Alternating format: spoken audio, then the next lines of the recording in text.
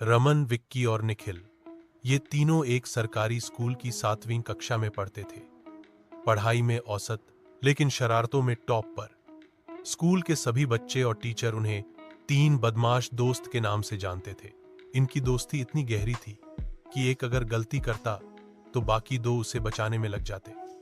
School की घंटी बजने से पहले ही मैदान में भाग जाना, पीटी क्लास में छुपकर समोसे खाना और लाइब्रेरी में किताबों के बीच में चॉकलेट छिपाकर खाना, ये सब उनकी रोज की आदतें थीं। एक बार उन्होंने पूरे स्कूल में अफवाह फैला दी कि विज्ञान की लैब में भूत है। एक पुराना कंकाल उन्होंने क्लासरूम में रख दिया और ऊपर से लाल लाइट लगाई। अगली सुबह पूरा स्कूल डर के मारे हिल गया। टीचर तक अंदर जाने से कतरा रहे थे। जब सच्चाई सामने आई तो प्रिंसिपल ने तीनों को बुलाकर खूब डांटा, लेकिन उन्हें सस्पेंड नहीं किया क्योंकि उनकी मंशा बुरी नहीं थी, बस शरारत करने की आदत थी। पहली बार उन्होंने किसी का मजाक उड़ाने के बजाय उससे दोस्ती की। उन्होंने अरुण को अपने साथ बैठाया, उसे खाना भी बांटकर खिलाया और धीरे धीरे उसे अपनी दोस्ती में शामिल कर लिया। अरुण पढ़ाई में बहुत होशियार था। उसने तीनों को समझाया कि मस्ती में मजा है, लेकिन अगर पढ़ाई छोड़ देंगे तो जिंदगी में पीछे रह जाएंगे। तीनों दोस्तों को उसकी बातें समझ में आने लगी।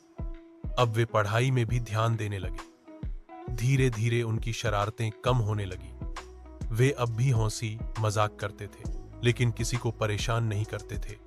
टीचर्स भी अब उन्हें पसंद करने लगे थे। 1 साल बाद जब परीक्षाएं हुई तो अरुण तो टॉप पर आया ही, लेकिन सबसे बड़ा चमत्कार ये हुआ कि रमन, विक्की और निखिल तीनों ने भी अच्छे अंक लाकर सबको चौंका दिया। प्रिंसिपल ने उन्हें बुलाकर शाबाशी दी और स्कूल असेंबली में कहा, ये हैं हमारे स्कूल के असली हीरो, जिन्होंने साबित कर दिया कि बदलना मुश्किल नहीं, बस चाहत होनी चाहिए। अब स्कूल में कोई उन्हें 3 बदमाश नहीं कहता। अब वे जाने जाते हैं 3 समझदार दोस्त के नाम से। उनकी कहानी नए बच्चों को बताई जाती है कि कैसे अच्छे दोस्त और सही सोच से जिंदगी बदल सकती है। सीख: मस्ती करना गलत नहीं है, लेकिन अगर वही मस्ती किसी और की परेशानी बन जाए तो रुक जाना चाहिए। सच्चे दोस्त वही होते हैं जो आपको सही रास्ते पर ले जाएं, और बदलाव कभी भी लाया जा सकता है, बस दिल से कोशिश होनी चाहिए।